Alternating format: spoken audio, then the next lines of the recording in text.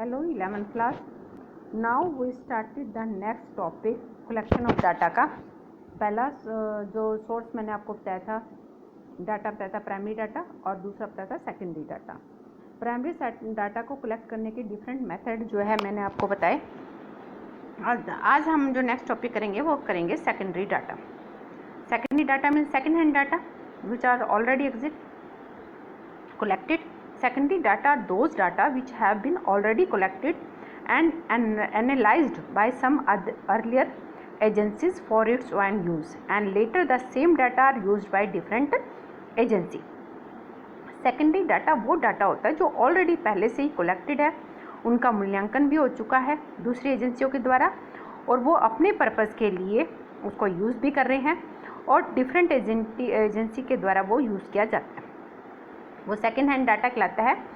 इसमें different source है। हम सेकेंडरी डाटा कहाँ से ले सकते हैं? सोर्स जो है वो है, फर्स्ट है पब्लिश सोर्स, सेकंड है अनपब्लिश सोर्सेज। तो सबसे पहले हम करेंगे पब्लिश सोर्स क्या है, जो पब्लिश हो चुके हैं।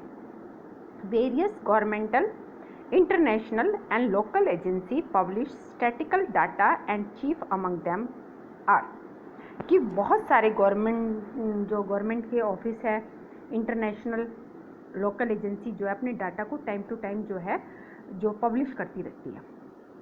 उसमें से जैसे international publication, they are UNO, IMF. International कौन होता है? जैसे डब्ल्यूएचओ है, यूएनओ है, आईएमएफ है, ये अपना data time to time publish करती है। ऑफिशियल पब्लिकेशन ऑफ सेंट्रल और स्टेट गवर्नमेंट भी करती रहती है, जैसे reserve bank of India, bulletin, sensex of India, Indian trade journal. इस तरह से सेमी ऑफिशियल पब्लिकेशन कौन से हैं? Institute like municipal corporation, district board, panchayat, ये पब्लिश करती रहती है report. Publication of research institute time to time जो है अपने डाटा को पब्लिश करती है, जैसे एग्रीकल्चर रिसर्च वाले करते हैं, इंडियन स्टैटिकल इंस्टीट्यूशन करती हैं। और finding of the research program, journals and newspaper में टाइम टू टाइम जो है मटेरियल आता रहता है, हम उसमें से कुछ भी कलेक्ट कर लेते हैं। वो सोशो इकोनॉमिक प्रॉब्लम भी आ सकती है, economic time, commerce, Indian finance है जहाँ से हमें ये डाटा मिल सकता है, इससे रिलेटेड ये होते हैं पब्लिश सोर्सेज। अनपब्लिश सोर्सेज वो सोर्सेज होते हैं जिनको पब्लिश नहीं किया जाता बल्कि ऑफिस यूज़ के लिए रखा जाता है। There are various source of unpublish data, they are the recorded maintain by various government and private office, the researchers carried out by individual research scholars in the university और research institute, जो कि data को publish नहीं करते हैं, लोगों के सामने नहीं पहुंचाते बल्कि ऑफिस रिकॉर्ड में अपने पास रखते हैं ऑफिस यूज़ के लिए। We must take extra care while using secondary data. ये तो थे अनपब्लिश सोर्स, जो कि जिस भी डिपार्टमेंट ने अपने डाटा पब्लिश नहीं किया और वो डाटा हमें चाहिए तो वो हमें उस ऑफिस से मिलेगा। वो डाटा अनपब्लिश सोर्स हो गए। तो पब्लिश सोर्स होता है कि हम यहाँ से जो है डाटा को इकट्ठा कर सकते हैं और अनपब्लिश सोर्स जो है ऑफिस से ला सकते हैं। अब बात आती है कि जब सेकेंडरी डाटा को इकट्ठा करते हैं तो उसमें हमें क्या प्रिकॉशंस, किन सावधानियों को करनी ज़रूरी है, क्योंकि हो सकता है कि जो डाटा हमें चाहिए वो मिले ना। हमें ध्यान से देखना पड़ता है कि उस डाटा का एनालाइज करना पड़ता है कि जो डाटा हमें चाहिए वो सही भी है कि नहीं है। तो अकॉर्डिंग टू प्रोफेसर बॉली कहते हैं, it is never safe to take publish statics at their face value without knowing their meaning and limitations. It is always necessary to criticise argument that can be based on them.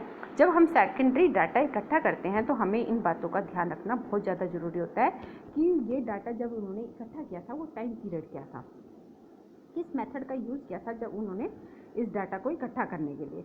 तो इन सब बातों का ध्यान रखना ज़रूरी है। तो precautions कुछ है जो मैं आपको बता रही हूँ। Before using the secondary data, the investigator should consider the flowing factor. ये फैक्टर को थोड़ा सा ध्यान से देख ले, उसके बाद उस सेकेंडरी डाटा को यूज़ करें।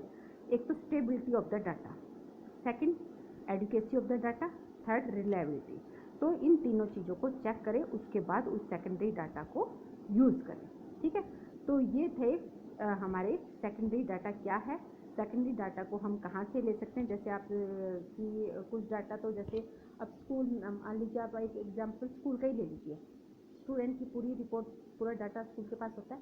ठीक है, उससे रिलेटेड जो है कुछ डाटा पब्लिश कर दिया जाता है, यानी कि बच्चों को मार्क्स सेंड कर दिए जाते हैं कि बेटा ये आपके मार्क्स है। कुछ डाटा ऐसे होते हैं जिनको पब्लिश नहीं किया जाता, उनको स्कूल रिकॉर्ड के अंदर रखा जाता है। अगर हमें वो रिकॉर्ड चाहिए तो हम वो कहाँ से लेंगे, स्कूल से लेंगे।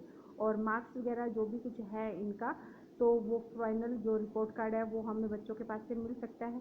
परंतु और हमें कोई जानकारी चाहिए बच्चों के बारे में तो वो डाटा हमें कहाँ मिलेगा, स्कूल के ऑफिस रिकॉर्ड में होता है, तो वो हम वहाँ से चेक कर सकते हैं।